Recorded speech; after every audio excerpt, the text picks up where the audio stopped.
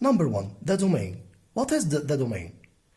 What is the domain of any function whatsoever? The domain of the function is simply the interval of the x-axis in which the function is drawn, the interval of the x-axis in which the function is defined. So this function, number one right there, this function came from negative infinity and it's going right to positive infinity. So this function is defined in all of the numbers, in all of the real numbers. So in the scale of the x-axis, left and right, this function is defined on all of the real numbers. So the domain equals the real numbers, all of it. But what about that one? This function is not like that one because this one started from -2, ended at 4. So the domain of this one is the interval from -2 to the number 4. What about that one? This function started at negative infinity and it's going right to positive infinity. So the domain equal all of the set of R. But in this case, this function is undefined at the number 2. At number 2, it's opened, means it's undefined. So it's R minus the set of 2. Why 2? Because it's opened at 2. It's undefined at 2. What about that one? The domain of that one is all of the real numbers because it's going from negative infinity to positive infinity. Remember, we're going left and right, not up and down, left and right. But in this case, this function is undefined at the number -2 and the number 3. So it's R minus -2 and positive 3.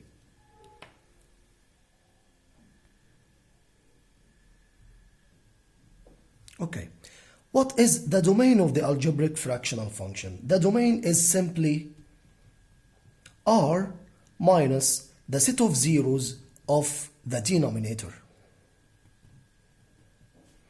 R minus what makes the denominator equal 0. For example, f1 of x equal 3 over x minus 7. Now, what is the domain of this function? The domain is all of the numbers are except what? Except what makes this denominator equal 0, because something over 0 just undefined. So what makes this denominator equal 0? Yes, of course, you're right, the set of 7, because 7 minus 7, of course, equals 0. Another one, f2 of x equal x minus 3 over x plus 4. Now the domain equal the set of R minus, remember, look only at the denominator. Do not look at the numerator. You need only to look at the denominator. What makes the denominator equal 0? Of course, the set of -4, because -4 plus 4 equals 0. Another one,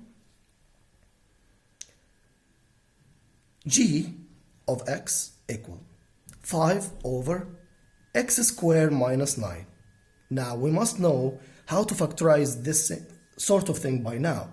X squared minus 9 is the same as x plus 3 times x minus 3. So the domain is R minus the set of, from there, -3, and from there, +3. Different signs, +3, -3, -3, +3. Another one. N of x equal 5x over x squared plus 4. Now the domain equal. Remember, we had something that was called the difference of two squares, but we don't have something that is called the sum of two squares. So what makes this denominator equal 0? The answer is absolutely nothing. Nothing can make this denominator equal 0. So the zeros of this thing right there is phi. So it's an R minus phi. Of course, R minus phi is the same as R. You must know how to discriminate between this one and that one. Another one, f of x equal 3x plus 1 over x, and g of x equal 5 over 17x. Now, the domain equal r minus. What makes this denominator equal 0? Of course, if you put x equals 0, so it's r minus 0. And what about this one? This x is multiplied by 17. So what makes this 17x equal 0? It's only the same, r minus 0 at both questions. So it doesn't matter if it was x or x multiplied by any number, even if this number was positive or negative. Now, the common domain. What is the common domain?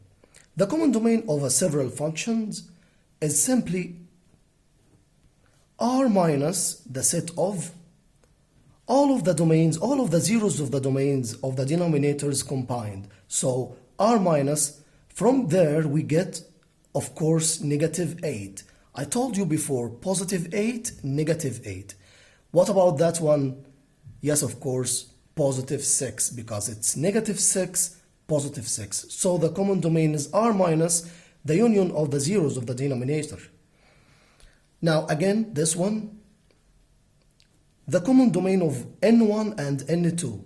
Of course, before we do that, we must know that x squared minus 25 is x minus 5 times x plus 5, difference of two squares. Now, the common domain is r minus the set of, from there, of course, positive 5. From there, of course, negative 5. And from there, of course, positive 3. Very good. Last one, the common domain between n1 and n2 and n3. And of course, before we do that, we must factorize all we have to factorize. Now, x squared minus 5x plus 6 is x and x. First sign, first bracket, minus, minus. Multiply this sign by the last one. So negative multiplied by positive, of course, equal negative. And what is 6? 6 is 3 multiplied by 2 in order to give you negative 5x between the means and the extremes. Domain, common domain, equal the set of r minus the set of. From there, of course, positive 3. From there, of course, positive 2. From there, positive 2. But we have written positive 2 already, so don't repeat the numbers. We have already written number 2, so do not write it again. And from there, of course, 0, because we told you before, x multiplied by any number give us 0 in the set of zeros. And it will stay 0 in the common domain.